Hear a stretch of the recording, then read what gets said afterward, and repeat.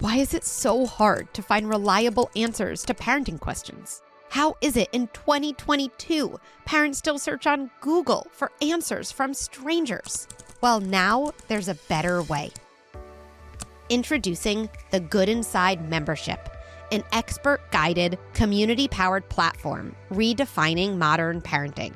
In our library, you'll find hundreds of bite-sized videos, articles, scripts, and workshops tackling the trickiest parenting topics. And it doesn't stop here. We've created a private community guided by me, Dr. Becky, and coaches trained in the Good Inside parenting method. Here you can ask questions, connect with other parents, or attend a live event on a topic that matters to you. This is the parenting handbook that doesn't exist. This is parenting advice at your fingertips, where you need it, when you need it the most. This is Good Inside membership. Hi, I'm Dr. Becky, and this is Good Inside. I'm a clinical psychologist and mom of 3 on a mission to rethink the way we raise our children. I love translating deep thoughts about parenting into practical, actionable strategies that you can use in your home right away.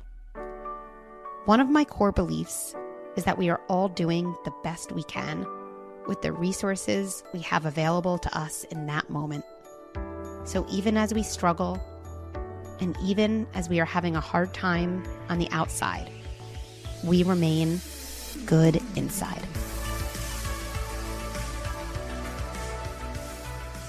Today's episode is a really meaningful one that I know will deeply touch anyone who listens.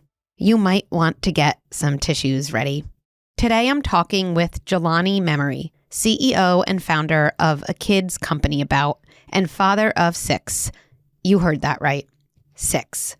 Jelani is not only one of my most esteemed colleagues in the parenting space, he is also a friend, and I am so grateful that we've crossed paths. I've been a fan of his company long before we connected. His company's books are on all of my kids' bookshelves and have led to some really important conversations in my house. I could go on and on about Jelani and his company and his passion to connect with kids in a respectful way, but I'll let him tell you more. So let's jump in.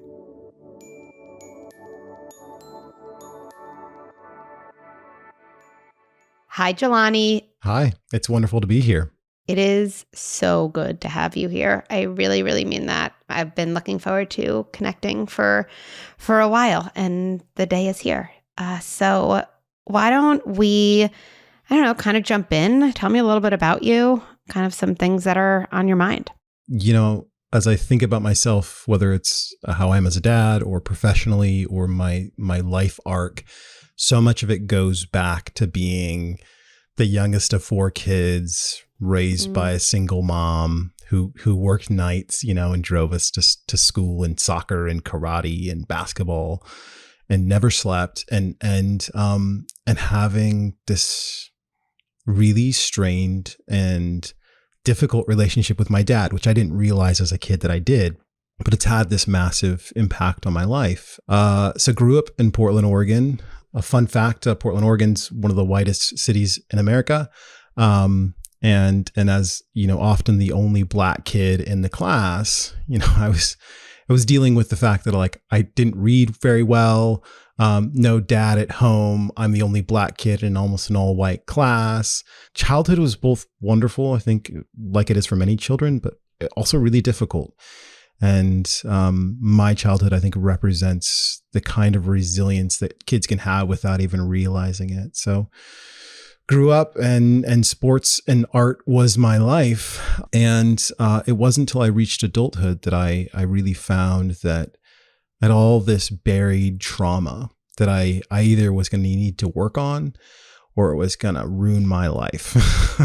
Yeah. As obviously a psychologist who likes getting to know people and likes hearing about people's past, I think there's often this idea of okay, yeah, that thing happened, but I want to focus on change. I want to focus on now, which I'm a pragmatist. So I always feel like my response is, yeah, me too, right?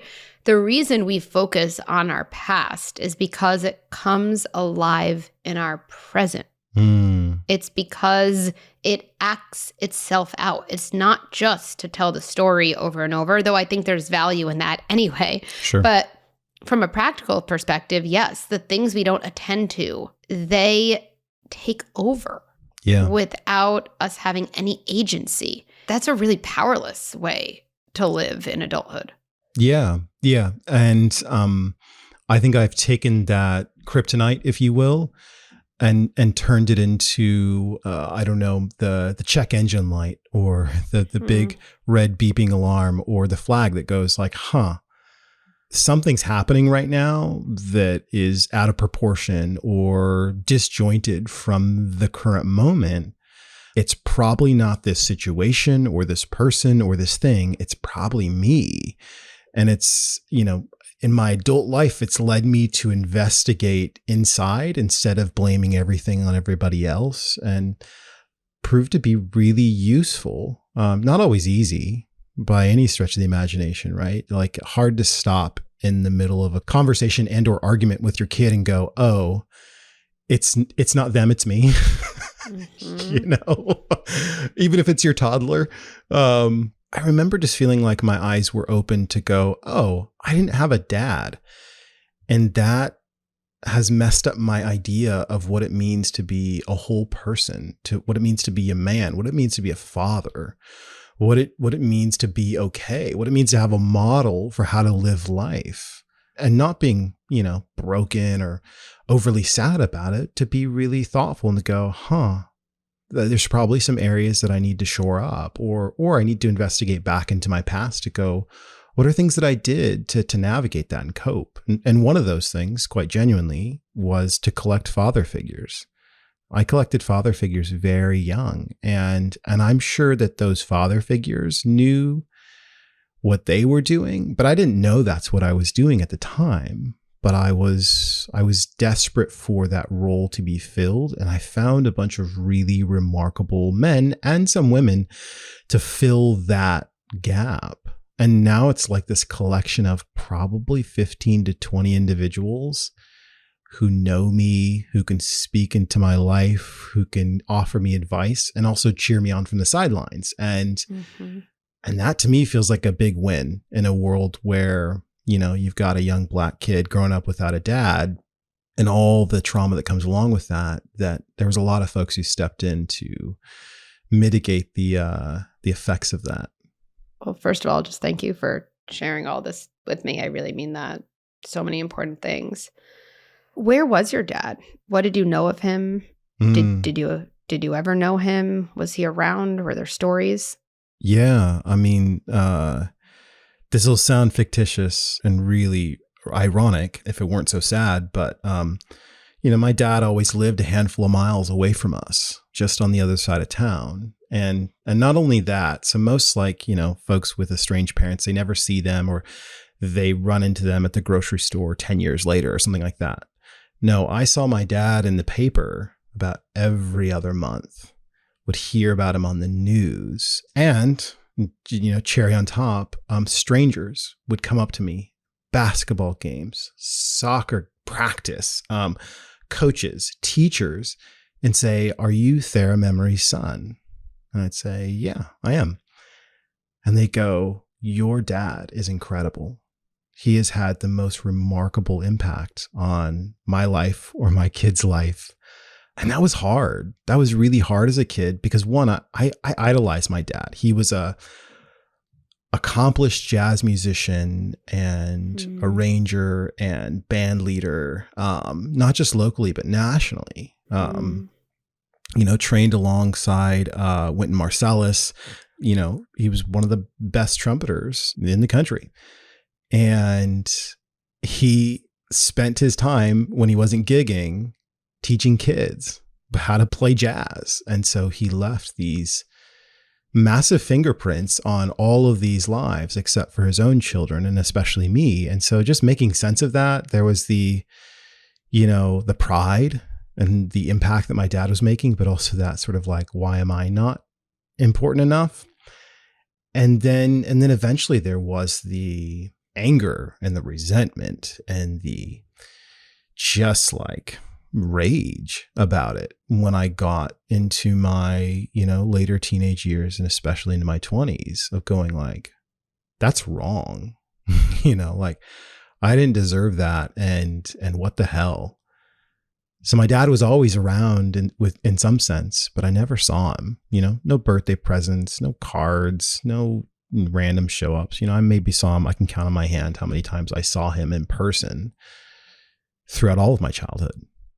That really does feel like almost unbelievable. I'm just picturing this image of walking by him or even hearing these stories. Your dad is amazing. Your dad has had such a huge impact on me. Yeah. Is that your dad?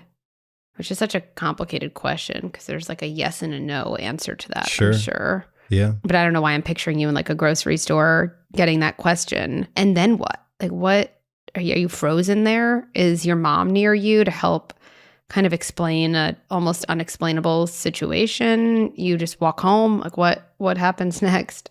I don't want to say it was always a solo venture, but for the most part, you learn how to answer the question really well. So when I was a kid, it was, and I would sort of share in the pride of that. Yeah, it's so cool. And hide the, I don't know him. I don't have a relationship with him. And, so when something's like, oh, you must be so proud. It's like, yeah, I am so proud. And then as I got older, I'd start to be a little more honest and go, yeah, but I don't really know him. I don't really have a relationship with him. And that, like I'd shift the responsibility of that moment from me to them. And that would sort of stop them in their tracks and go, oh, I had no idea. I'm so sorry. Right. And that felt good. And then when I was able to really sort of interrogate inside myself the trauma there, then I was able to be honest in a different way, and not in like a, let's throw him under the bus way, but in a way where it's like, hey, I know the thing you think you're doing with me right now, which is something I think every kid would want, have their parent praised back to them, but that's not the thing that's happening. And so I would give context around that. And that became a way for folks to understand how to navigate my dad in a sensitive and thoughtful way with me.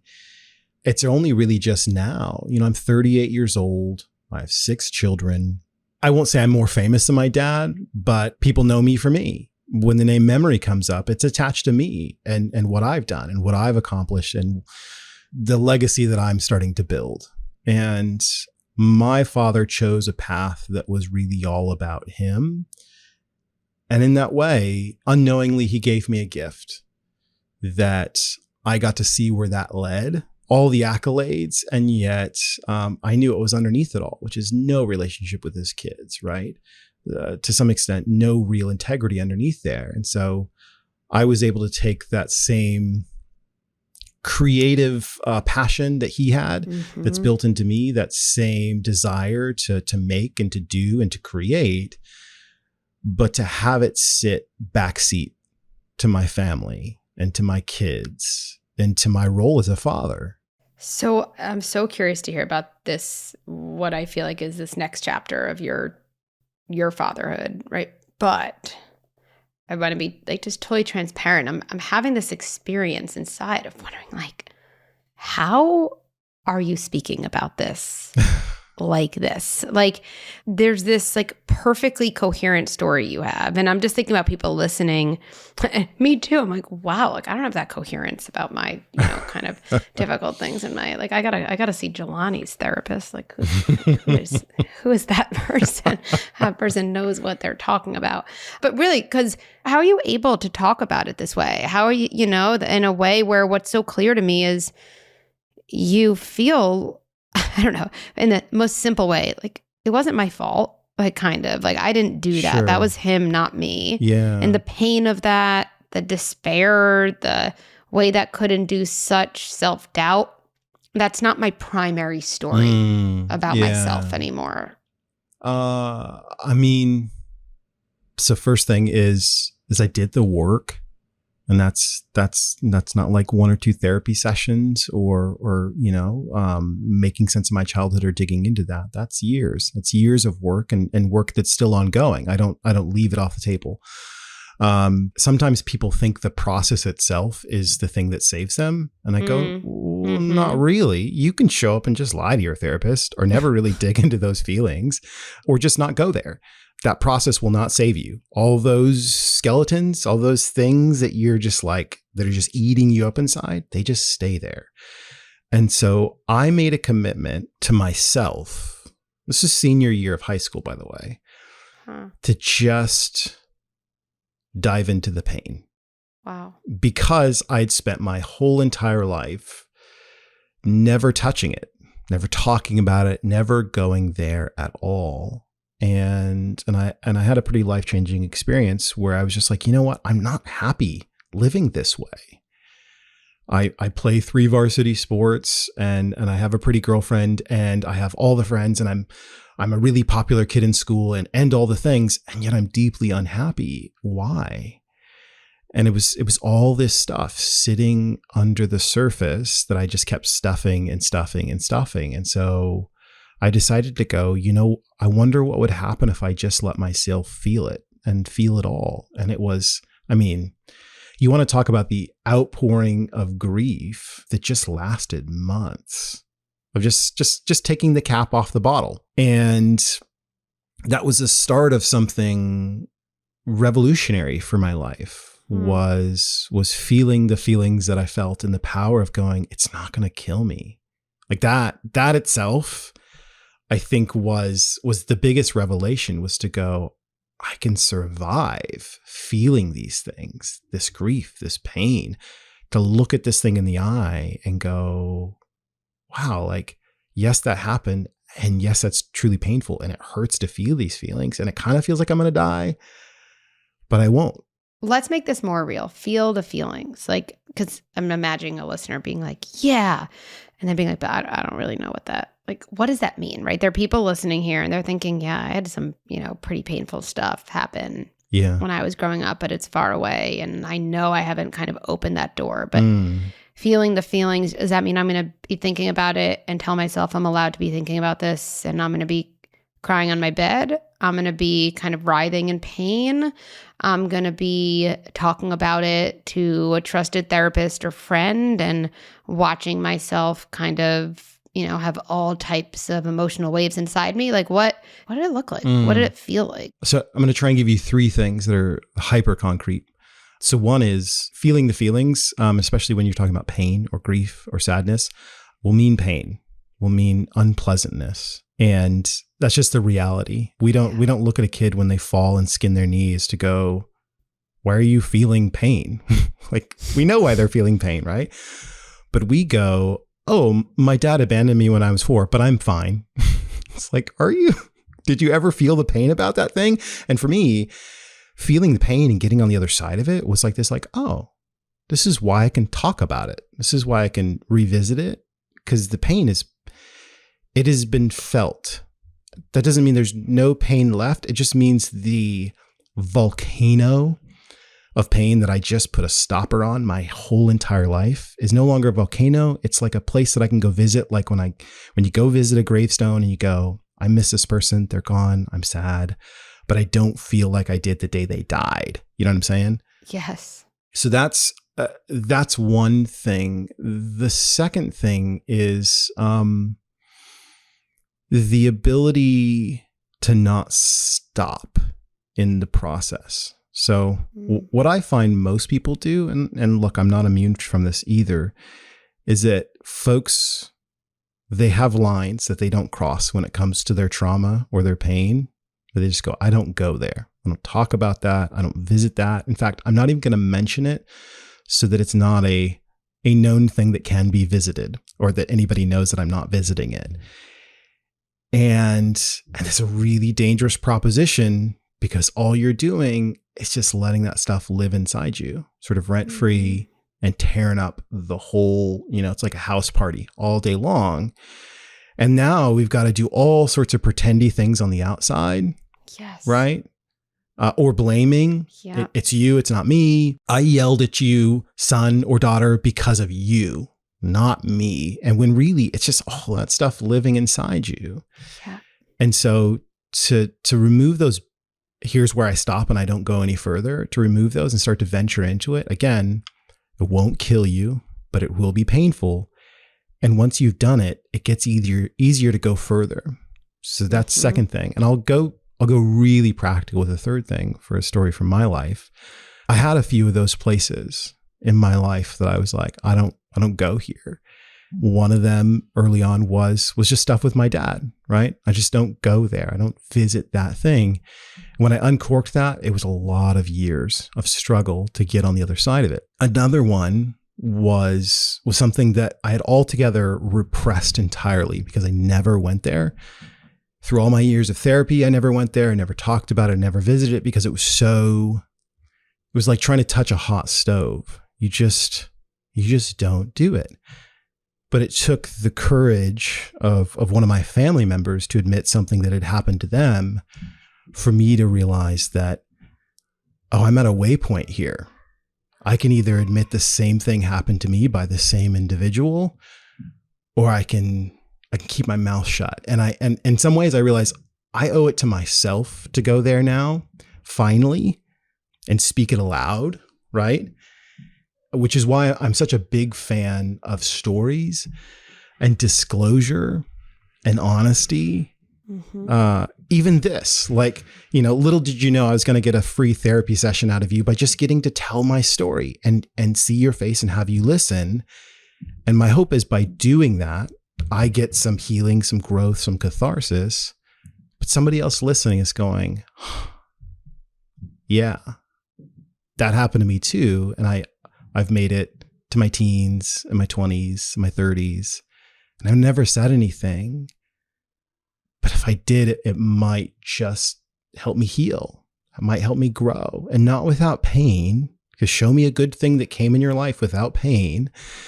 But I might not have to walk around every day in the fear of getting found out or the fear of it disrupting some normal birthday party or moment or wedding.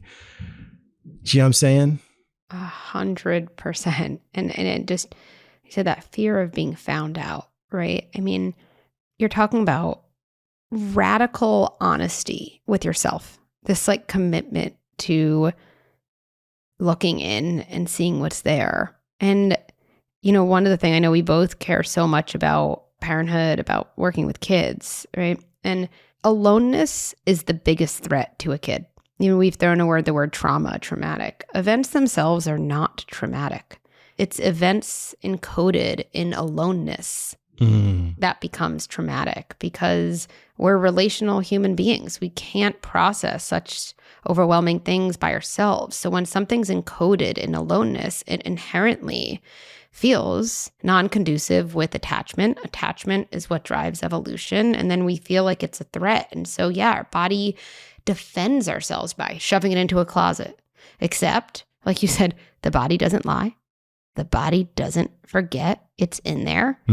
And it takes over in unexpected times and in really, really big ways. And one of the things that adults can do, it's so hard, but it's so empowering, is when even outside of a therapy session, we kind of say something to ourselves like, I am remembering, this painful moment with my father. That did happen. I believe myself, not because my memory itself is so clear, but because my bodily feeling is so visceral. Now I am with that childhood memory. So it literally isn't alone anymore. It's insane. Now I'm rewiring that whole thing, not in aloneness, but in the presence of the adult that memory never had, which happens to be me, but it's an adult that believes you, that's compassionate, and that's there. And then literally the memory changes. Like it actually shifts because you can see it and name it and tell stories about it. And now that I've connected to myself about it, I can connect to my husband, to you, to a friend, and we add connection and connection and connection to the thing where the only problem originally was the aloneness. It's just so powerful. Yeah, I love that. And that makes me see my radical honesty, to use your words, in a different light, where in part it's to not leave, 8-year-old Jelani all alone with those thoughts and feelings? I'm literally tearing up as you say that. That's like exactly the image I'm thinking about for you and my own life. And it's what drives so much of my willingness, because I don't want to say it's always interest, but it's just my willingness to have conversations with my own kids. Like the worst thing is the aloneness. My kid noticed me and my husband arguing. That's not going to mess my kid up. Feeling alone will. Yeah. My kid heard on the news, the word coronavirus, the words, I don't know, so-and-so died in a school shooting. Yeah. Okay, whoa, I wish they didn't hear that. You know what's worse than hearing it? Going back to his room and being alone with it. That's really overwhelming for a kid. Yeah. You're opening up all sorts of new parts of my brain, which is, I love this. One of the things that gets said again and again about our books by grownups is, I wish I had this when I was a kid. And I think what they're saying is, I wish I wasn't so alone. I wish I had somebody to talk to, even if it was just this book. There was a person across time speaking back to me and saying, I see you, I know you, I'm like you, right? And that's how we make our books. That's the passion and the vigor that we bring in the writing it is like, I know nobody listening to this podcast knows this, but we workshop all of our books and we spend one day writing each of them. Anxiety, depression, cancer, death, being transgender, being non-binary, boredom, money, all of it. Okay. All these topics. And we bring in somebody with an authentic story, an own voice story. They're not often a writer. Sometimes they are. And 3 of our team members, usually an editor, usually a designer, and somebody else from the team will help craft a story together. And the thing that when I lead these workshops, because I sort of started them and I led the first, 25 or so. And then now editors, on our team usually lead them. They're trying to not have a stopping point, right? To go, oh, we don't talk about that. No, we don't go there. Like, we go there. And then they're also trying to go, and we say explicitly to the author is to go, write the story that you wish your 7-year-old self had, those words that you wish you could hear. And then we do an exercise at the end of every workshop that's so fun, that's so amazing, that's really simple. We just have the author read the book we wrote together from their voice. But we do it straight up like story time, read aloud. And we do a little editing as they go through and they want to say a certain word, but it says another word and they want to add a sentence and those sorts of things. But the pH test, the measure of have we been successful in writing this book is, could that have changed my life when I was a kid? And I hope that's why our books have been so impactful, because baked into all of them, the ingredients, those are the ingredients that we send them out with. There's nothing in the world that can't be tolerated or managed when it's managed with someone who you trust and you feel who loves you, right? In the hardest topics, I'm sure these are some of the topics that you have books about, get asked about all the time, like death, right? Like this is, I get asked this all the time, right? Like my very young kid is asking me very intense questions about death. And is that hard to talk about? 100%. There's no easy script for that. But what's worse than talking about hard topics is wondering about hard topics and being alone. And the huge irony is also, we want our kids to wonder about things. We want them to be curious. Yeah. We want them to ask questions. We want them to be change makers. And you can't suppress that when a kid is young and expect when they turn 18 for the world to feel safe to ask poignant questions, right? It just doesn't work that way. Yeah. And our kids will pay attention to us and they will try and do as we do. And so if we go, ooh, we don't talk about that. Or not now, or later, or they pick that up and they go, oh, I guess I'm not supposed to wonder about that. Or I should keep those feelings to myself. 100%. And from, I always think about everything from attachment. So from an attachment perspective, a kid learns the part of me that's curious about that's actually non-conducive with attachment. That part gets distance, not connection. And as an animal, I'm always paying attention to what gets my parents closer and what makes them further away. So the parts that lead to distance, I better put those parts away. Those parts are bad. They're actually then encoded in badness. Things that are encoded in aloneness get encoded in badness. That's why it's so hard to rewire. While those parts of our kids who want to know things, those are the best parts of our kids, right? Those are the parts we want. I don't know anyone who's like, I hope my 16-year-old has no questions and just takes life as it is. Like, I've never met that parent, right? It just like doesn't exist, right? So I want to get back to something, because you have all these books and I hear the genesis for them and the impact of them. And I know the impact of them because I have the whole library basically in my own house long before, I met you. What's the book in the collection that 7-year-old Jelani needed? Or is that one to come? 2 books. One was my book, a kid's book about racism. I'm not trying to throw my childhood under the bus. My mom worked her ass off and did a fantastic job and did so much, and yet left so much to be wanting, as any parent raising 4 kids by themselves would and should and could, and all the things. But I didn't know how to navigate. I didn't have the words for it. And that's part of it. I just want my kids to have the words for racism, to know that weird, icky feeling to go, they're all laughing, and I guess I should laugh too, but I don't want to. And it feels weird and I don't like it.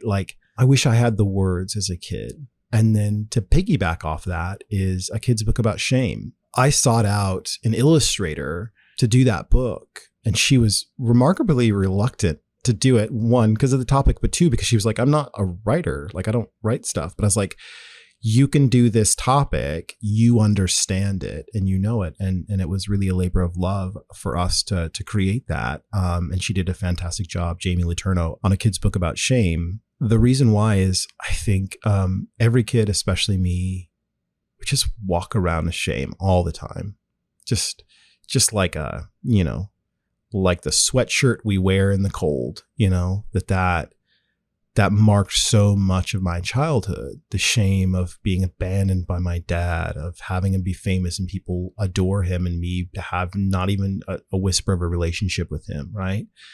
The shame of being poor and not really being able to have friends over at my house, or the shame of, being the only black kid in the all white class. I mean, you just go on and on and on and on. And I'm convinced, for all the things that don't make it from childhood to adulthood that we carry with us, shame is the one thing that stays 100% there. Shame is a very protective feeling, actually. Yeah. In our early years, shame is the thing. If we go back to that idea of, is this part of me going to get connection or distance? Shame is such an awful feeling that it generates in our body to make us learn, don't do that again. That gets you more aloneness. So it actually comes up to protect us early on.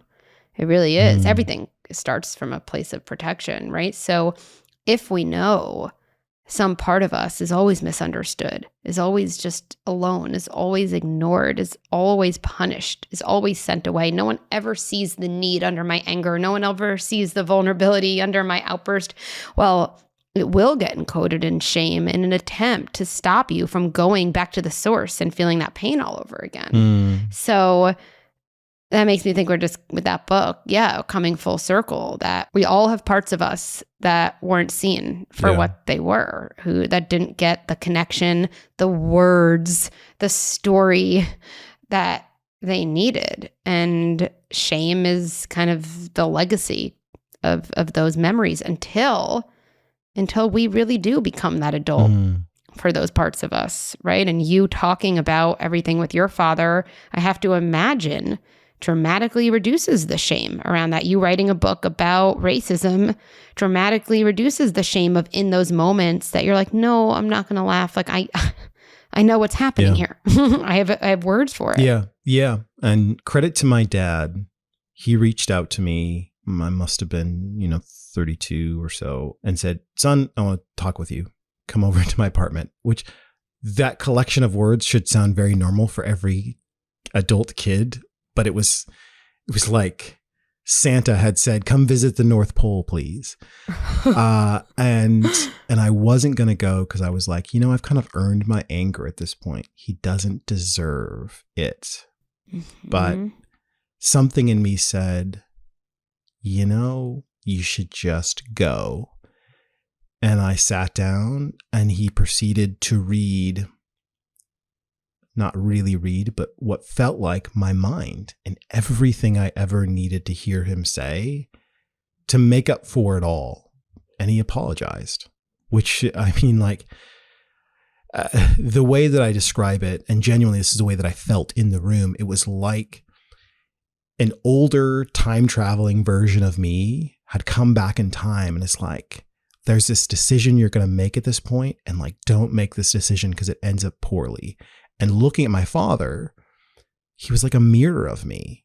He's this sort of slightly funny, slightly witty, dry jokes, and we look a lot alike, and slightly creatively obsessive. But he's in a wheelchair. He's got an oxygen mask. He's lost a limb and a few digits to diabetes, and he's broken, like genuinely broken. And it was this great catharsis to receive both an apology and to be able to give forgiveness. And then two, to go, this is not the right path to choose. He chose wrong.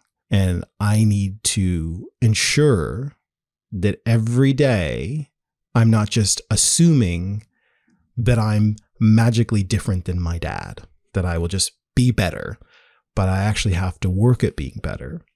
That the pull of all the things that drove him will pull me too. And the more I practice, the better I'll get at not letting career get in front of my kids. It's like, it's that simple. You know what I mean? Yeah. And that was an amazing sort of close on in a lot of ways, on the chapter of the trauma around my dad. And I got one more opportunity, let's call it the epilogue, where I got to visit my dad when he was dying in the hospital.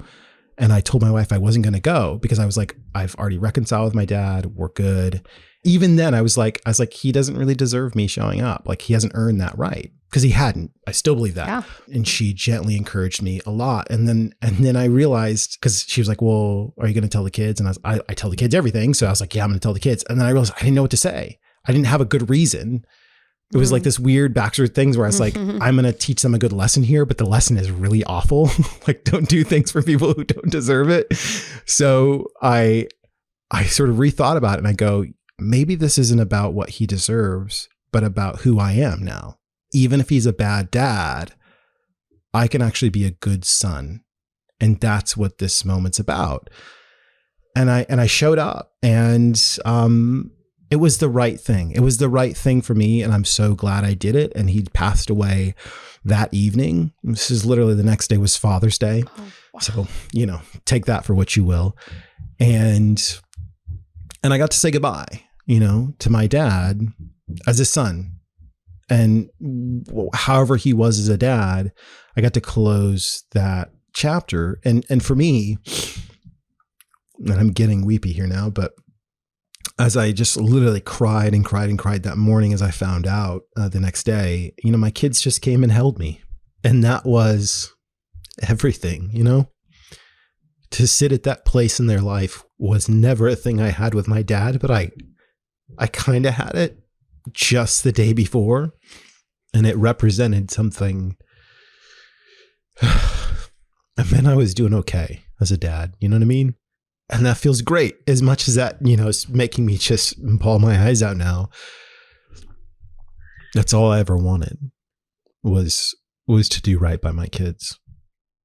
I have no words. I'm just thinking about you and your kids, and everything you just talked about today, you feeling the feeling of that pain that started as so much aloneness, come full circle, feeling it, and all of it surrounded by your kids. And that's everything. Thank you for sharing all this. Thank you. I feel truly let in on your story, and I feel really grateful for that. So thank you. I think I spent so much of my life feeling and being alone that saying my story out loud as honestly as I can means I'm not. I watch how it invites the people around me in to know me and to see me and for us to share our humanity. I mean, like, that's so true with kids, right? Every parent listening to this, every grandparent, like, think about those moments that meant the most with the kids in your life, even if they're grown adults now who have their own kids. They wanted to feel seen and heard and known, but they also wanted to see and hear and know you. And that wasn't, that can't always be the strong together, know it all, have all the right answers. I don't cry. I've got everything figured out. It's the inside of us that's just trying to find our way. And something about that I know is courageous and good and right, I have nothing left to add. So that's right. That is everything. We're going to end on that. I don't often find myself at a loss for words. So when I do, I know I should honor it. And thank you again. I know we've alluded to it a couple times here. Just for anyone who doesn't know all about your company, just, give a few lines about it. How would you describe it to someone who doesn't know, and where can people find all your amazing work? Yeah, we are a kids company and we tell stories for kids really of all ages that we hope are the most important stories that they hear. All nonfiction, ranging from empathy, systemic racism, climate change, to adventure and creativity, these big topics that we think are really important to start conversations between grownups and kids. We also have a whole podcast network of 9 original shows and are always doing more, and an app, the A Kids Co app, with content from all across our business. You can find it all at akidsco.com. And we got free stuff, we got paid stuff, we got all sorts of stuff. Come find some stories to share with the kids in your life. Thanks for having me.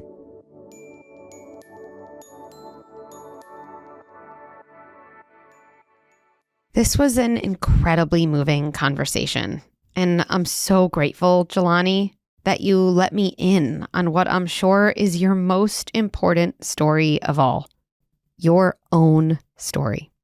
For all the listeners, this is another one of those conversations where it just doesn't feel right to sum things up with key takeaways.